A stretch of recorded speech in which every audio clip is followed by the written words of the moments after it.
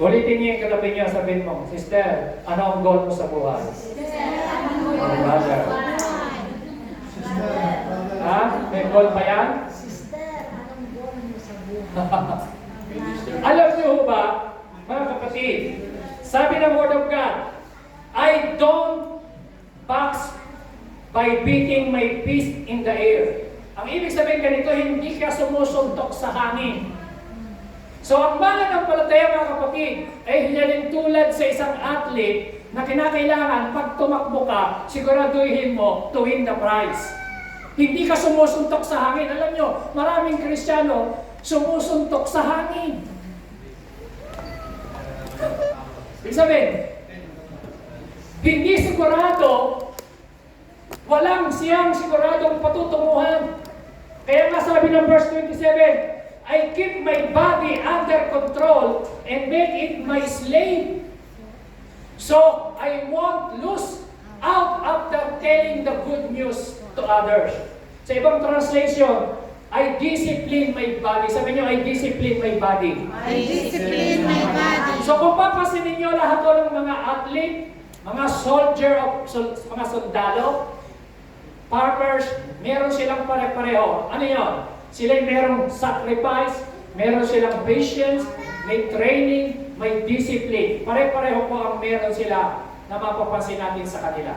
So tayo hong mga mananampalataya, dapat nating maintindihan, the goal of the Christian life is Christ-likeness. Amen? Amen. What is our goal? Christ-likeness. So, we are not called to be like other Christians. We are called to be like Christ. Amen. Sabihin nyo, I am called I am called to be like Christ. to be like Christ. Sabihin mo sa tabi mo, you are called You are called to be like Christ. to be like Christ. Sa Bible po makikita natin na tayo ho ay hindi tinawag para maging katulad ng ibang Kristiyano o ng katabi mo o ng kapwa mo. Tinawag tayo, na-save tayo to become, anong division? Maging kamukha ni Kristo. Saan? In faith, in attitude, in character, in word, in ministry, in purity. So tayo po ay, iyan po ang goal ng mga Kristiyano, mga kapatid.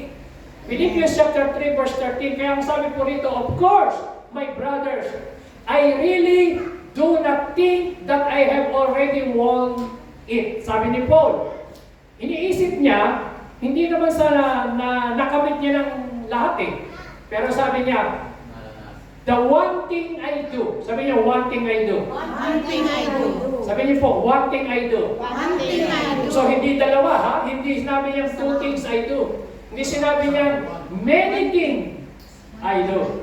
One thing I do. Ano ginagawa niya? However, is to forget,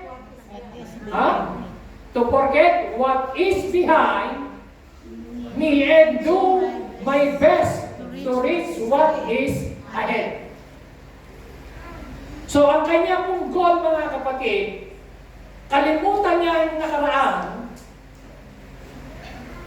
at to press on toward the goal. Yung sa hinaharap. Yan po, tinan niyo sabi ng verse 14. Ilakas niyo ang basa. So, I run straight toward the goal in order to win the prize which is God's calls through Christ Jesus to the life above. Ulitin natin. Sabi niya, sabi ho ni Paul, isang bagay, one thing I do. Are you listening? Amen. Sabi po ba kaya, sundan niyo po ako? Amen. So sabi ni Paul, isang bagay ang ginagawa ko, kinakalimutan ko yung mga nasa likuran. At isang bagay, sabi niya, I run straight. Sabi niyo po, I run straight. I run So straight. tuloy-tuloy siya toward the goal. Ano po yung goal na yon? To win the prize. Ano po yung prize na yon? Iyon yung tinatawag na victor's crown. Hallelujah. To become like Christ. Amen. So pag sinabi mong majority equals to become like Christ. Maturity is equivalent to become like Christ. So yun po yung goal niya. Sabi niya, to win the prize which is God's call. na pagkatawag ng Diyos sa mga mananampalataya ay hindi ka lang ma-born again. Hindi ka lang pumunta sa church every Sunday.